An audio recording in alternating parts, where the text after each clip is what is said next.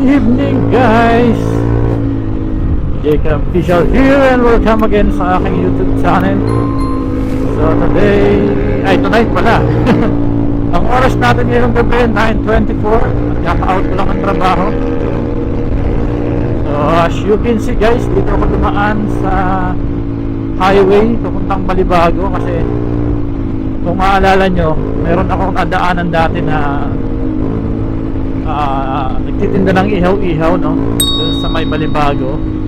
And then bumili ako ng pang-ulam. Kaya lang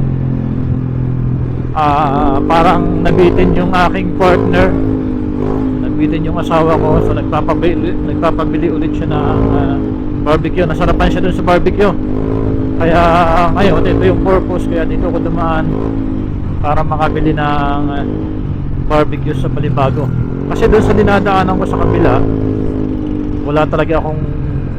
wala mapagpilian na ulam. Palaging meron naman, kaya lang yung tirapakan ng umaga, no? Yung parang mga iniinit na lang. So this time dito na ako dumadaan sa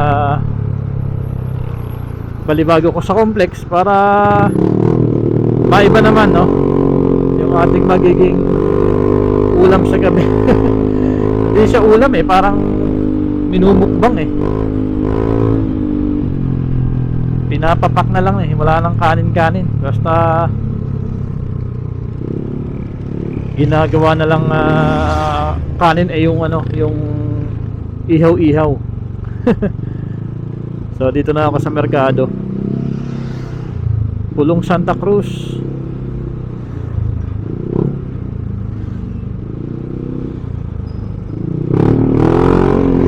In fairness naman, kahit pa paano medyo bumilis na yung biyahe dito. Hindi katulad dati na talagang araw-araw makikipagsingitan ng todo sa mga malalaking truck, malalaking buses. So ngayon medyo okay naman na yung biyahe dito. So alternate na lang siguro yung gagawin ko. Minsan doon sa kabila, minsan dito. Kasi dito mas malapit talaga, sa totoo lang Ang sinusuko ko lang dito yung stoplight. Napakaraming stoplight talaga.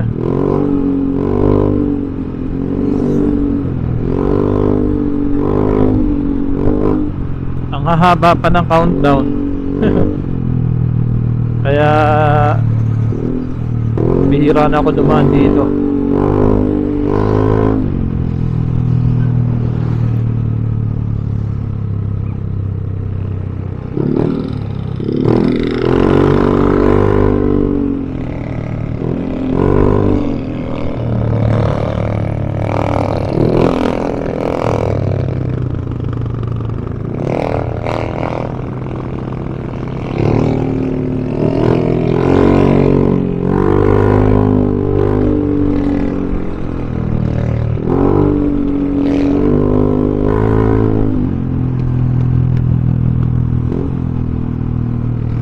Saka napansin ko dito guys, maliwanag na. Hindi katulad dati, napakadilim. Ayun may mga street lights na rin.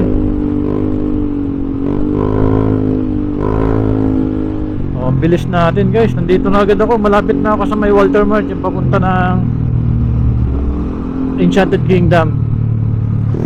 Nag-out ako ng 9 o'clock. So 9:27 na. Dito na ako, malapit na ako sa Balibago.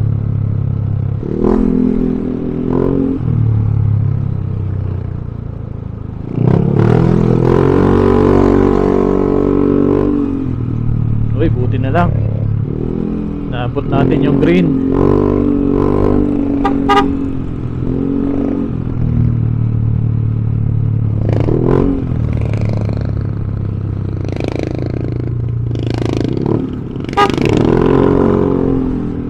Walang seminar to, nag-i-stay sa gitna.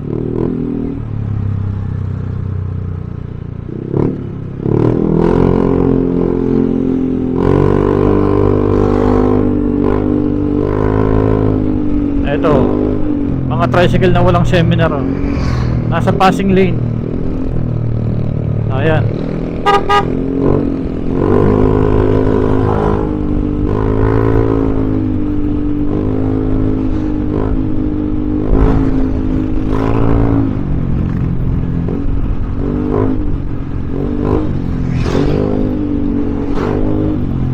Bilis oh, nandito na agad ako sa may Nissin. Tapat ng Monde, Nissin. Ang bango. Amoy Pancit Canton. Ang bango. Pancit Canton at saka amoy biscuits.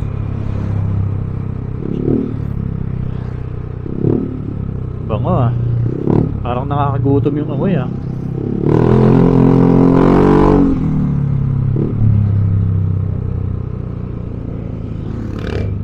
O, dito na tayo sa may one way guys. Yung dating one way. Buti na lang inopen na to. Hindi na tayo papasok dun oh, sa Balibago.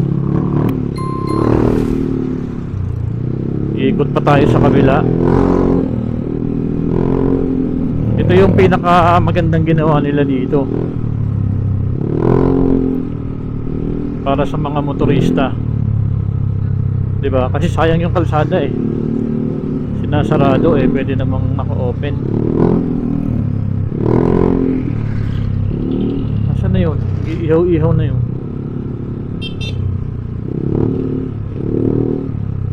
Ito ba yun?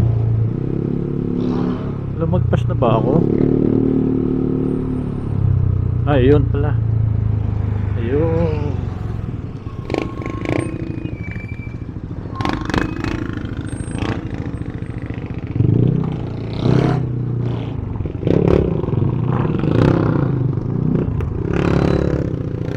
Alright. Bili lang tayo ng ulam.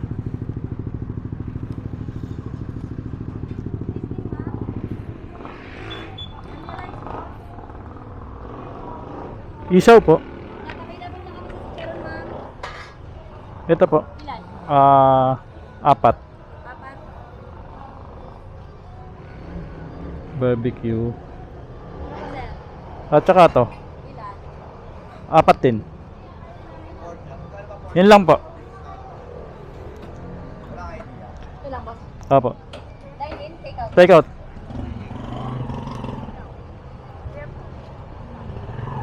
Ano po? Ilan, boss? Padagdag pa pala ako. 2 isaw. Yan, okay na po yan.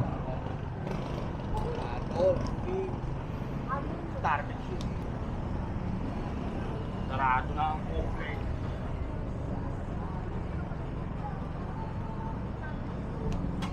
$160 lang, boss. Ano, ma'am? Wala kayo napili, ma'am?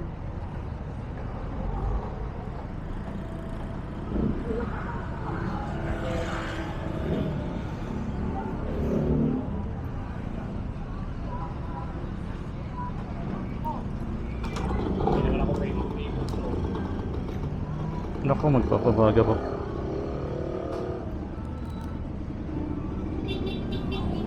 Nagpapabaga pa lang. Maalat ah.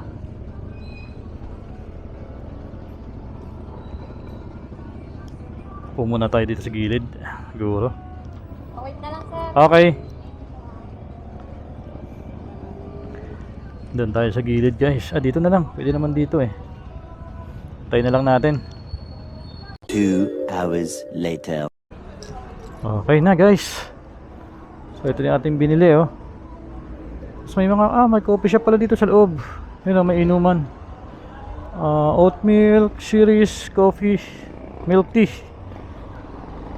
Alright, let's go.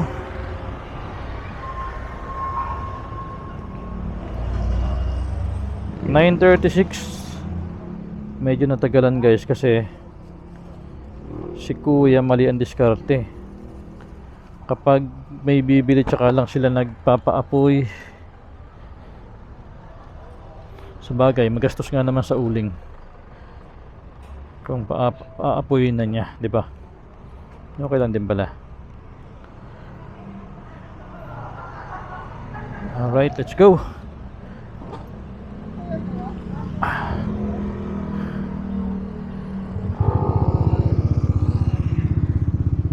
Oras natin ay 9:37.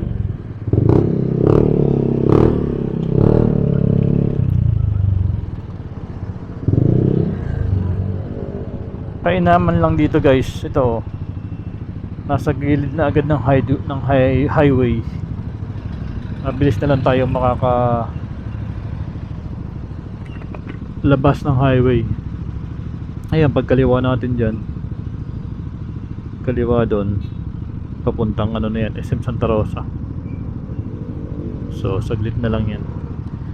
9:43. So sana wala masyadong traffic.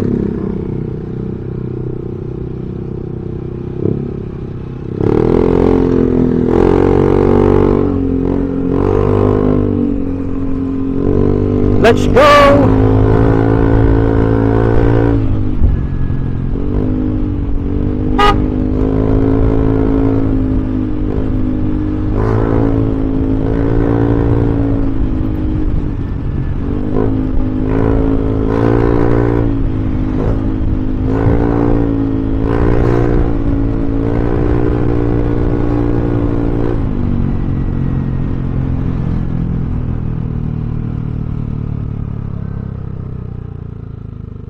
Laging natatapat sa stoplight na naka-red.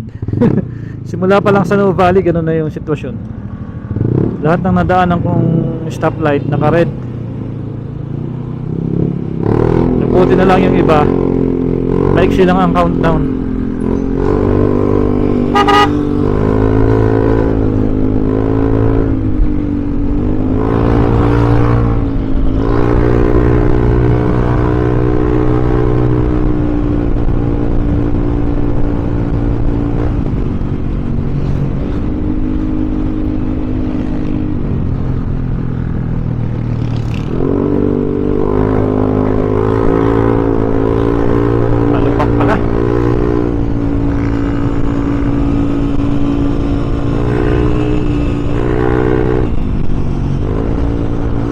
Ayan guys, oh.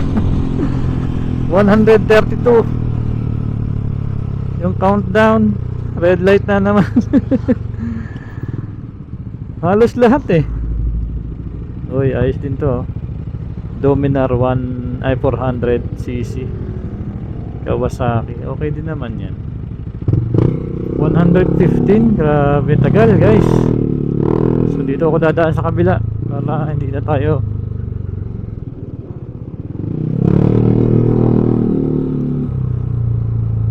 stay dun. Ayan, gamitin natin pinagbabawal na technique.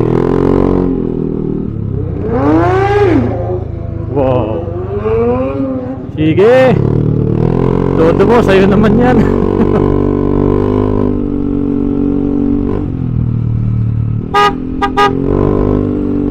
Yun, naka-timing din ang green light.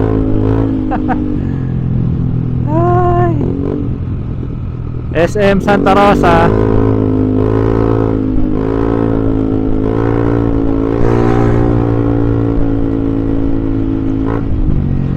Yun oh, green light ulit oh. Ay, biglang nag-orange, biglang nag-warning.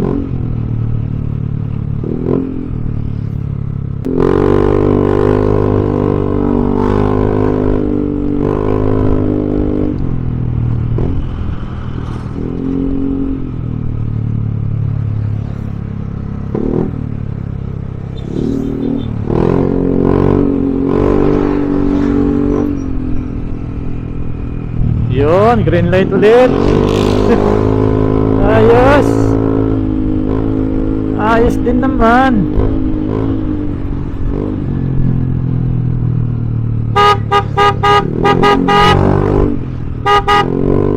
Saglit lang po. Sorry po.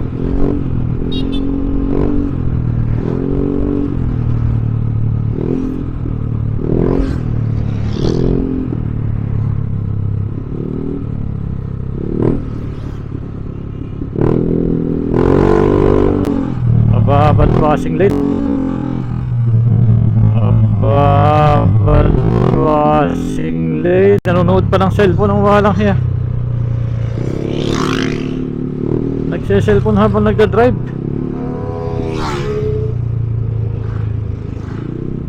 Kaya pala napagkabagal.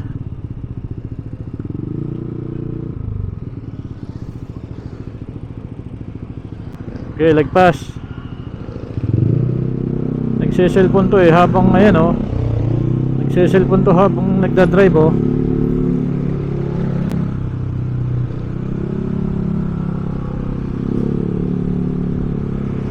Kaya napakabagal nasa passing lane Ayan Nagse-cellphone. NKN 2363. Nasa passing lane, nakababad. Nagse-cellphone habang nagda-drive.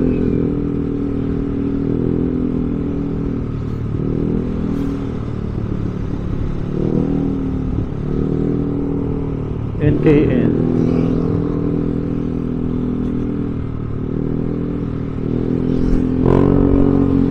Kaya pala napakabagal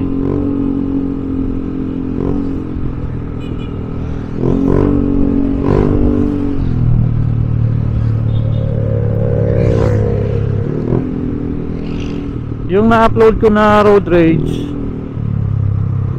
binabash doon yung L300 kasi nasa passing lane daw, pero ang bagal ng takbo. So tingnan natin dito kung mababash tong mga to. Ayan, ang dami nasa passing lane lahat yan guys. Ayan kasi pina-bias daw ako kasi hindi ko nakita yung pangyayari. Ayan yung in-upload kong road rage.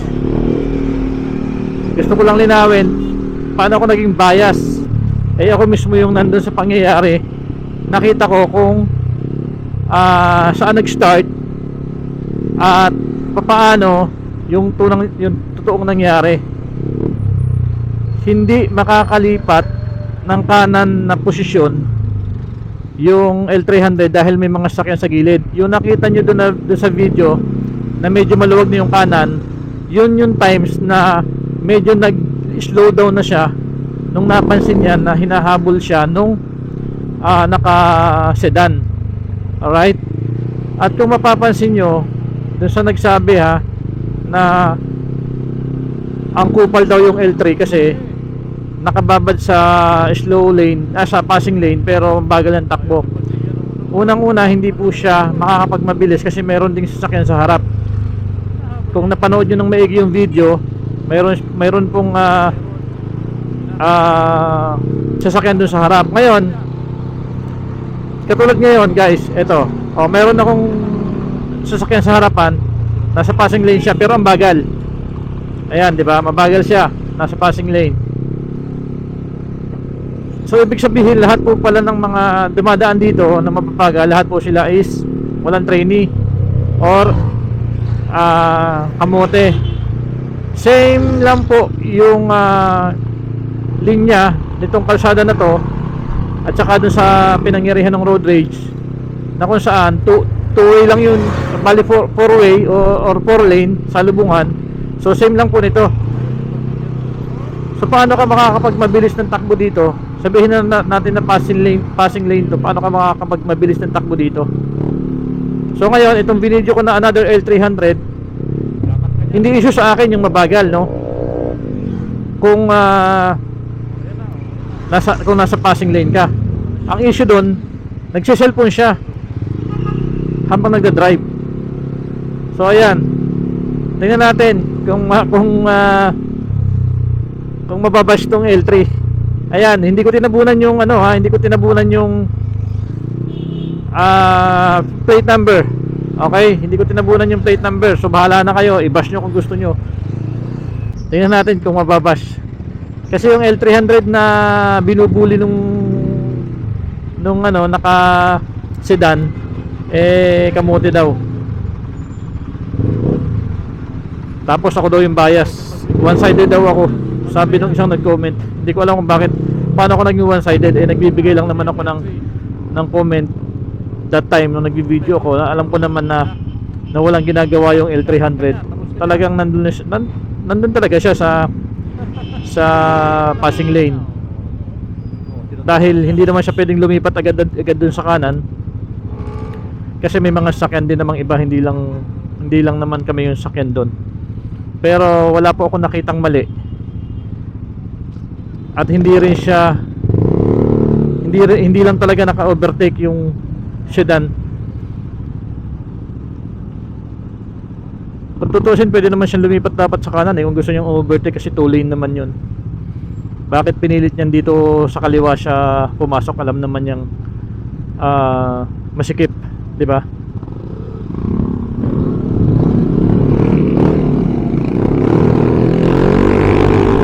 So dito na ako sa Olivares.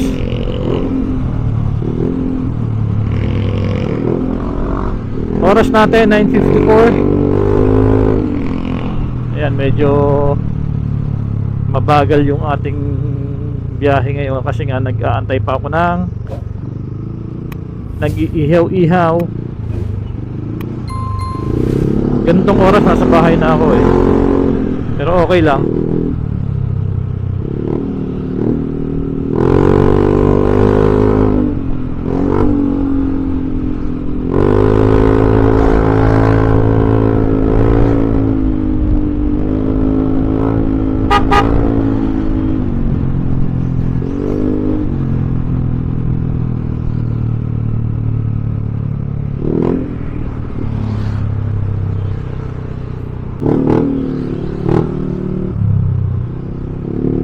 Katulad nito guys, kanina pa ako nakasignal pa kaliwa, hindi naman kumakaliwa, tapos ang bagal, nasa passing lane.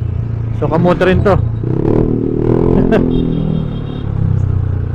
O lahat naman halos guys nasa passing lane pero mababagal. So ibig sabihin kamote lahat ng mga to.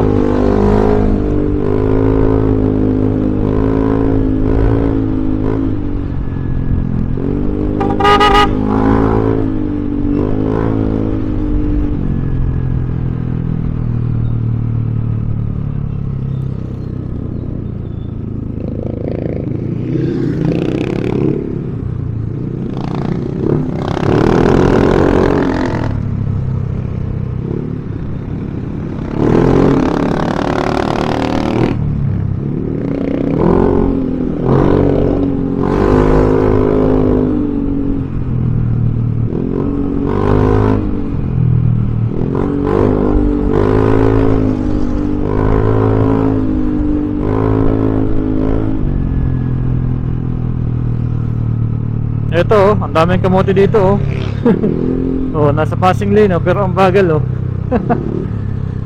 ewan ko, tatawa na lagi ako doon sa nag-comment na yun. Doon sa mga nag-comment nakamote raw yung mga nandito sa passing lane na mabagal ang patakbo. Ito, kamote rin to, mabagal din.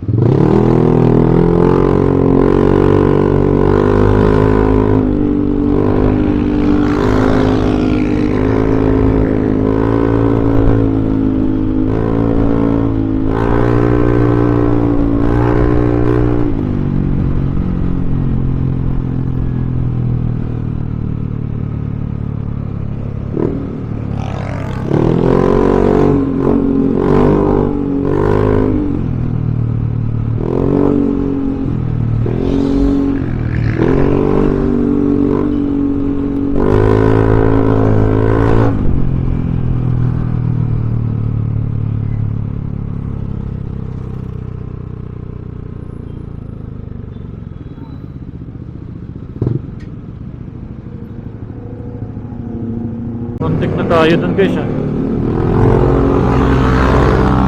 sinandwich ako na itong dalawa.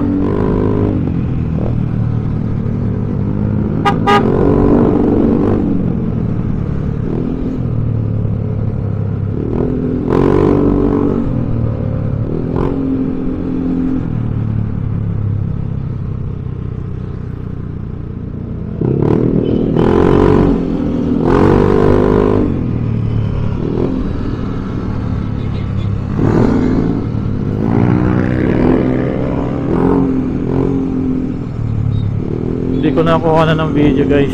Sinandwich ako ng isang Honda Click at saka isang Aerox.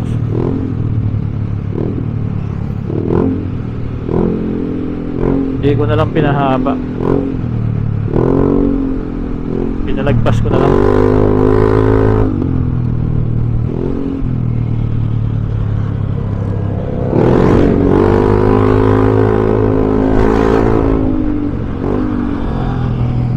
Oh, sumibat oh, X-Max.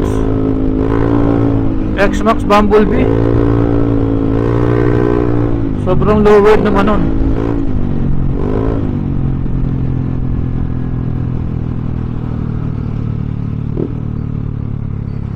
Sobrang lowered niya oh.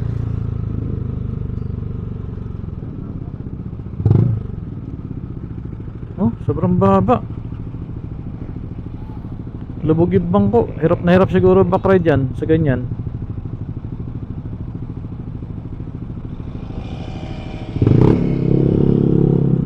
Sobrang liit. Yun oh. X-Max na maliit. Ganda no. Kaya lang 300cc lang din eh. Hindi rin pwede sa expressway eh. Mas maganda pa rin yung ano, legal express. Express legal.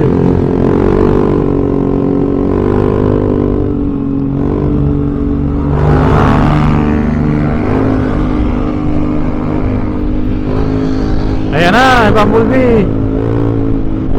Ginagalit nyo ha.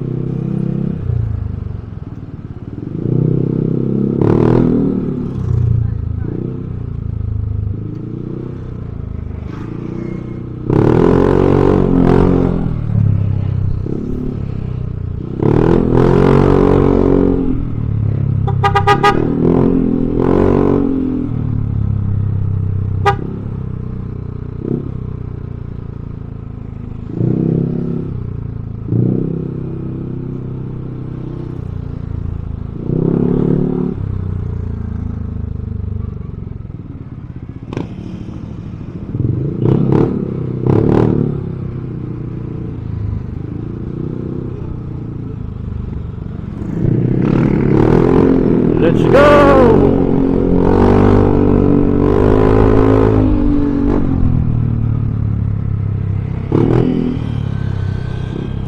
Ito, naka-signal pa kaliwa.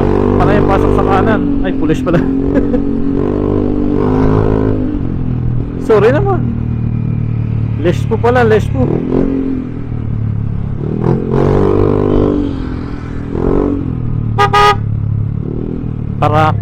Parakis.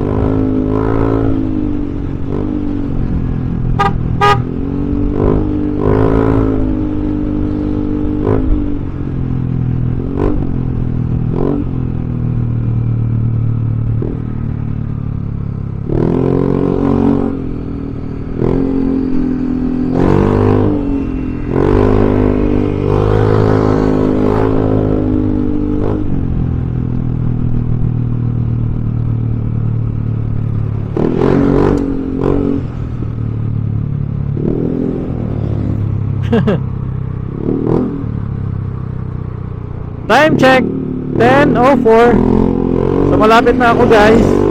Dito na ako sa bago mag-SM Muntinlupa. Alright. Thank you Lord. Another safe travel tonight.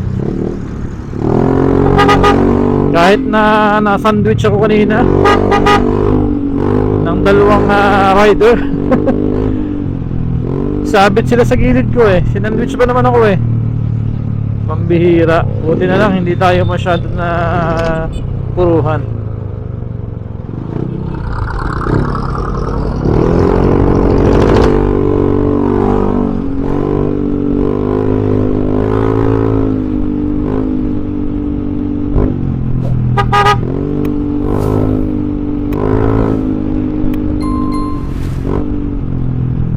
Alright, hanggang dito na lang mga boss. Ride safe everyone. God bless you all. And bye-bye.